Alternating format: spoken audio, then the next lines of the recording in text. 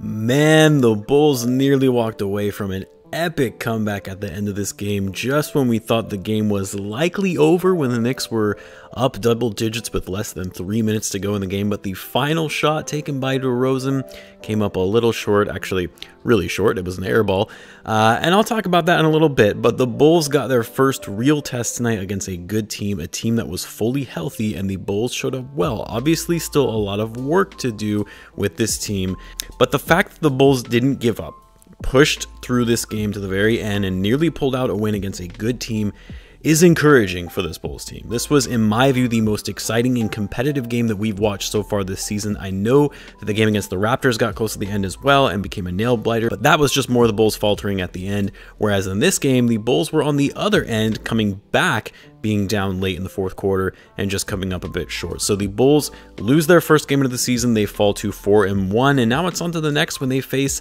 another tough opponent in the Utah Jazz on Saturday. But in this video, I'll be talking about the Bulls-Knicks game in particular and some key takeaways. So what's going on, everyone? You were listening to Bulls Central here. Hope you're all doing well. Now, from everything that we have seen so far this season that I like from the Bulls thus far, and it's because I've been so desperately wanting to see it for years now, is the effort and energy from this team. And even though some of the scoring droughts, and even when it looked like the Knicks were going to walk away with this one an easy win, the Bulls never let up, and they kept up their energy going throughout the whole game. They did get frustrated quite a bit when it came to some of the ridiculous officiating, and some of it was pretty bad. And Stacey King said it best on the broadcast: you can't let bad calls get to you. They're going to happen. Play through it. Don't let it get into your head. And it seemed like the Bulls were going to let the officiating get the best of them, but they pushed through and fought their way back even when the calls weren't going their way. Now, some of the things that stood out to me from this game was that the Bulls really couldn't get out and run for most of it because of the Knicks defense. I mean, it's really a testament to this Knicks team's hard-nosed defense, knowing that the Bulls like to play with pace, and they did everything that they could to slow that down. The Knicks throughout this game were all over DeRozan and Lavine. Like, they didn't care if other guys hit their shots or were scoring. Their mind was on ensuring that Lavine and DeRozan did not get any easy looks. I was a little surprised that because of this, the Bulls didn't try and lean a little more on guys like Lonzo and Vucevic, who are more than capable scorers. And Vucevic in particular was actually shooting decently well tonight and didn't really take that many attempts. He shot 8 for 13 from the field, and most of those came towards the end of the game, one of which was that huge three that he hit to bring the Bulls within 3 points. Lonzo, on the other hand, I mean, his shots weren't falling, so I guess I see why that wasn't as much of an option, but would have liked to see the Bulls go to some of the other guys when you have Lavine and DeRozan getting double teamed, especially when they were slashing to the basket.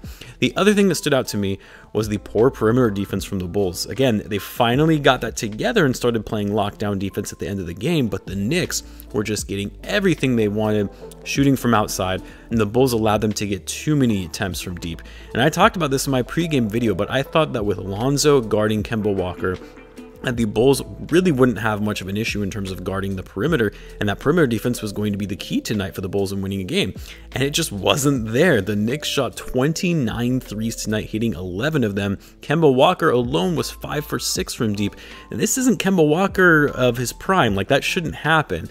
They were getting easy looks, especially in the first half, and you just can't have that, especially when you're going against a team that you know can get hot from behind the arc. And then finally, the Bulls just couldn't get stops down the stretch in the fourth quarter until the very end, when it was a little too late. They were converting on offense nicely in the fourth, but could not stop the Knicks from scoring on the other end to gain any kind of momentum, again, until the very final minutes. And the Bulls actually played pretty good defense too down the stretch, but the Knicks were just really on top of their game. And honestly, part of it was because the Bulls really couldn't match the size of the Knicks down low. Like, you saw Lonzo on Randle on a lot of possessions, not ideal. And then of course it didn't help that Patrick Williams went down and wasn't able to return to the game at the start of the third quarter. But it's something we've talked about before, size being an issue for this Bulls team with their limited front court depth, especially when you lose someone like Patrick Williams, which who knows if he'll have to miss some time with that wrist injury. We'll have to wait and hear from the medical staff on that one for an update. But look, overall, I actually thought this was a good game from the Bulls. I know it wasn't pretty at times, but people keep talking about how the Bulls, that they haven't been really tested. Well, they played a good team tonight and a fully healthy team and took them to the very last possession. Was really hoping the Bulls would have won it on Joakim Noah night, but it just wasn't meant to be.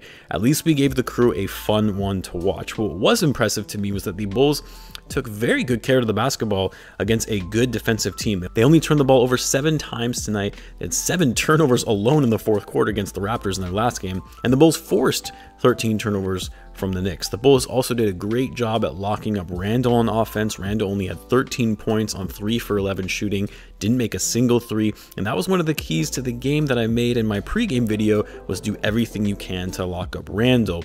Didn't think that meant that we would need to lock up Kemba as well, but here we are.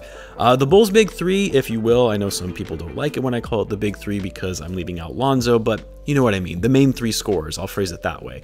This was the first game of the season in which they all scored over 20 points. Vucevic had himself probably the best game of this season thus far, putting up 22 points on 8 for 13 shooting, 8 rebounds, and 6 assists with 0 turnovers.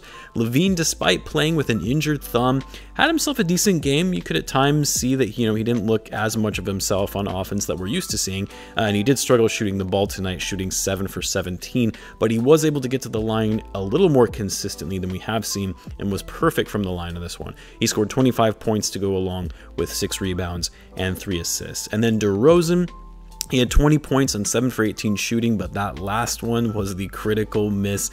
I'm not really sure why he felt the need to pump fake there. He actually got a decent look at it. Maybe it was just out of habit, but I was also surprised that Billy Donovan went with DeRozan for that final shot. I really thought he would have gone to Lavine, although, yes, Lavine's shots weren't falling tonight. I guess that's also because the Bulls were only down 1. They didn't need a 3, which is something you would go to Lavine for and not DeRozan.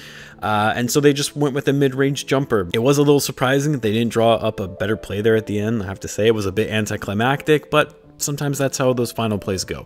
Lonzo, not the best night for him, 6 points, 6 rebounds, 4 assists, but his defense was solid there at the end in getting his hands on the basketball and disrupting the Knicks' flow of play.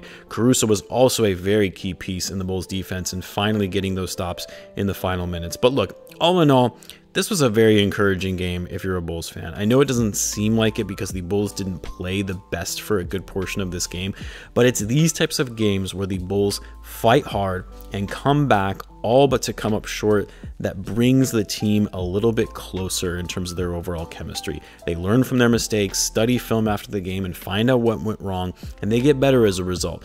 There were a lot of people in the live stream chat talking about how the Bulls were choking, that they were writing the Bulls off in the third quarter, saying that there was no way that we were going to win this game. What I say to that is, just have a little faith. It's only 5 games into the season. Take it game by game and this Bulls team will be fine. There are a lot of things to work on, don't get me wrong, but this Bulls team is going to be okay.